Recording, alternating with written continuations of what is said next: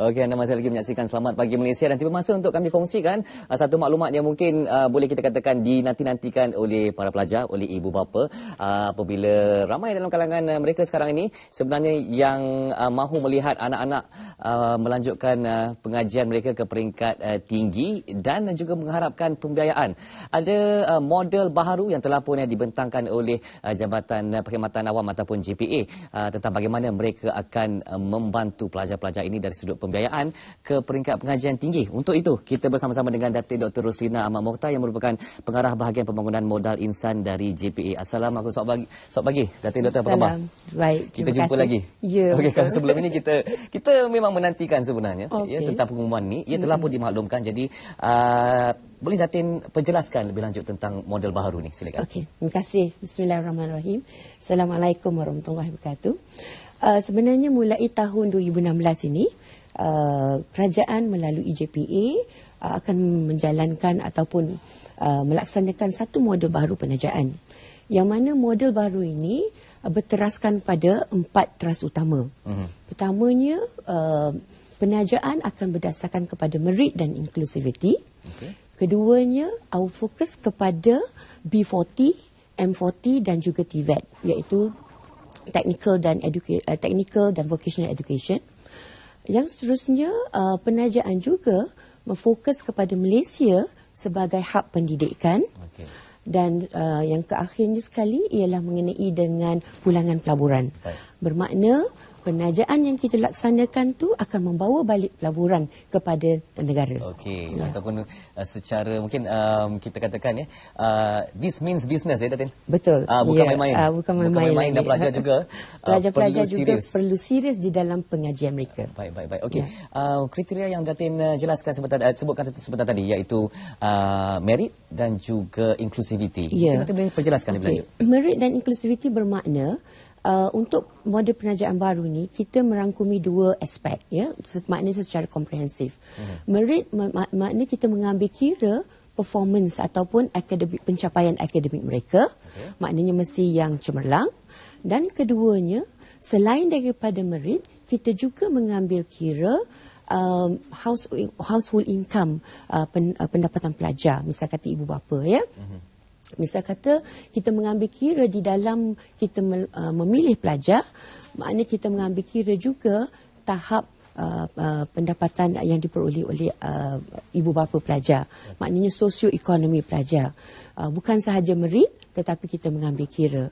Sebagai contoh, untuk program derma siswa B40, yang mana kita akan menaja pelajar-pelajar yang mana pendapatan ibu bapa mereka RM3680 ke bawah. Walau bagaimanapun, untuk program derma siswa ini mengambil kira kita nak meramaikan lagi, kita nak mengoptimalkan lagi dengan peruntukan yang ada.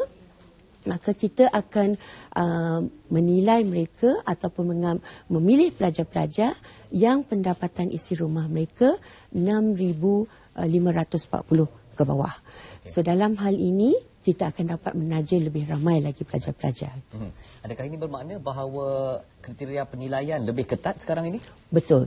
Ketat dari segi satu, kita pastikan mereka memenuhi kriteria penajaan kita, dan pada masa yang sama kita juga mengambil kira keadaan sosioekonomi pelajar, termasuk co-curriculum dan juga bagaimana mereka mempower diri mereka semasa kita menilai, semasa temuluga dan juga semasa mereka mengikuti apa-apa penilaian yang kita laksanakan. Baik. Dari sudut bentuk pembiayaan sepanjang pengajian itu sendiri, adakah masih dikekalkan atau ada perubahan? Okey. Dan kita ada mempunyai, di bawah model baru ini, kita ada 6 program. Yang pertamanya, program penajaan nasional, yang mana program ini kita akan menaja seramai 20 pelajar, yang mana mereka merupakan pelajar-pelajar cemerlang. Paling cemerlang top 20 yang di bawah SPM baru-baru ini. So mereka akan kita pilih dan taja mereka di bawah program pelajar nasional. Di bawah program pelajar nasional ini, mereka akan kita taja daripada peringkat persediaan di dalam negara, dan seterusnya ke peringkat ijazah pertama di luar negara di universiti-universiti terkemuka. Ya. Yang keduanya, program kejuruteraan. Program kejuruteraan ini kita akan mengajar sebanyak 200 tempat, dan program ini juga pelajar-pelajar ini akan keluar negara mengikuti pengajian kejuruteraan di 4 buah negara yang terpilih, iaitu di Jepun, Korea, Perancis dan juga di Jerman. Seterusnya, program Derma Siswa B40.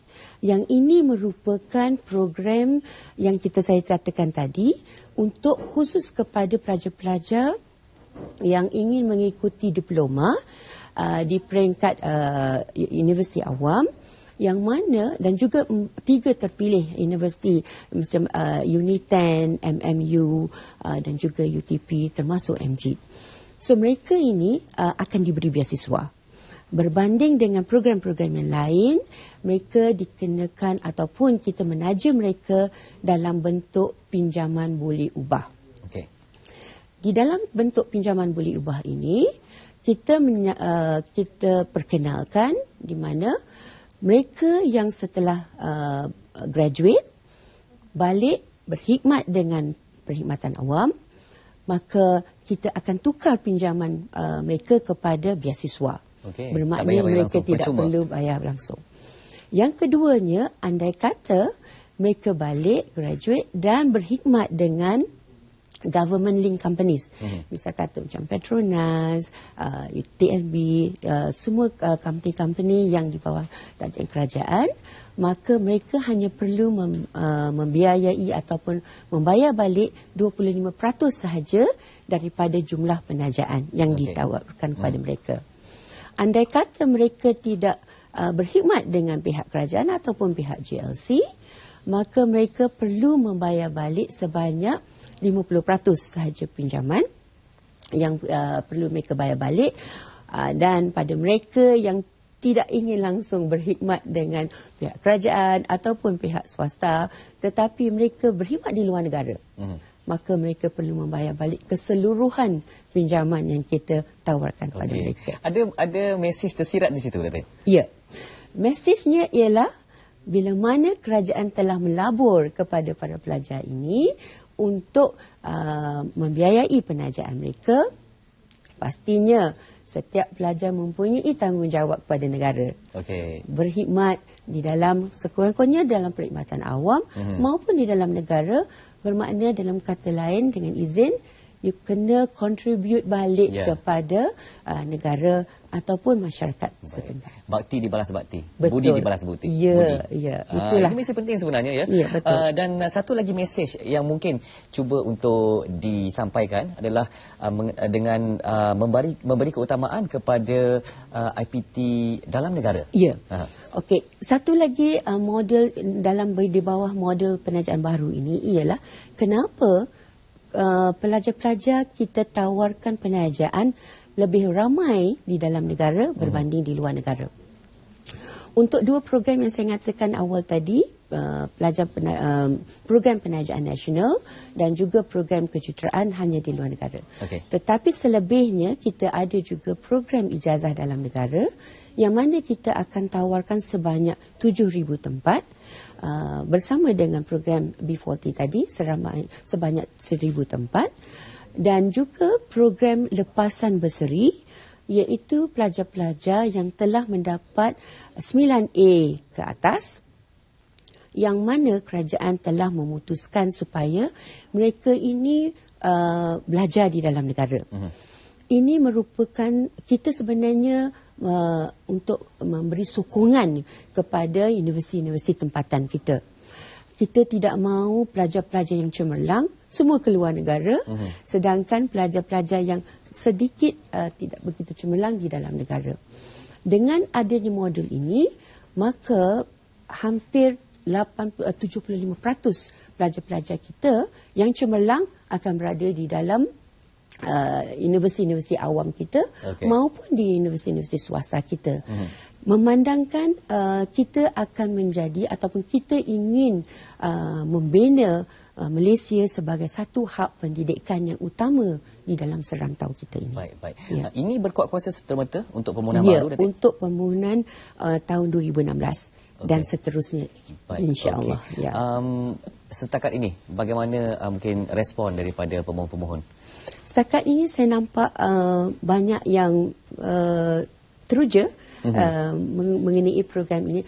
Tidak saya nafikan, ada juga yang mungkin sedikit kecewa kerana terutama mereka yang di dalam yang memperoleh 9A+ ke atas.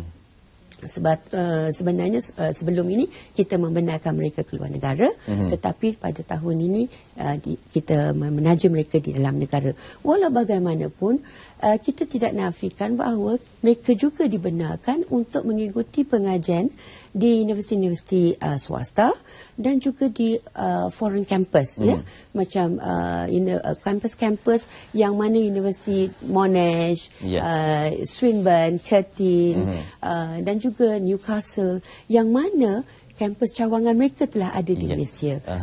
Jadi tidak ada perbezaan sangat. Anjakan persepsi itu juga penting. Betul. Mungkin betul. kita perlu berikan keyakinan kepada institusi pengajian tinggi dalam negara kita. Kerana kita juga ada universiti-universiti yang cemerlang. Betul. Dan itu adalah objektif paling utama. Kalau nak pergi jalan-jalan itu mungkin kita pergi sendirilah. Okey. Mungkin ada persoalan-persoalan yang masih lagi bermain dalam kalangan pemohon. Secara ringkas, Datin, siapa yang boleh mereka rujuk untuk mendapatkan penjelasan lanjut selepas ini? Okey, untuk program untuk ini di sini juga saya mengambil kesempatan untuk wawarkan bahawa untuk mereka yang lepasan berseri 744 pelajar lepasan berseri yang mendapat 9A+ ke atas, yang mana kerajaan telah memutuskan supaya mereka akan ditaja di dalam negara, universiti dalam negara, maka satu taklimat akan kita berikan kepada mereka pada 14 hari bulan ini, yang mana mereka kita akan war-warkan di dalam website kita di JPA, dan juga untuk pelajar-pelajar berseri kita juga akan memberi taklimat pada masa yang sama. Okey. Mengenai semua program yang ditawarkan di bawah Jabatan Perkhidmatan Awam, segera dapatkan maklumat daripada mereka di laman sesawang Jabatan Perkhidmatan Awam dalam tempoh yang masih ada ini, dan semoga ini dapat membantu anda semua untuk melanjutkan pengajian dengan pembiayaan yang ditawarkan. Terima kasih kepada Datin Dr. Ruslina Ahmad dan Mokhtar dari JPA atas penjelasan yang diberikan itu. Mudah-mudahan anda semua berjaya di peringkat yang tinggi selepas ini. Baik, terima kasih untuk kita ikuti berita semasa 9, dan selepas itu jom kita sama-sama belajar bahasa Arab.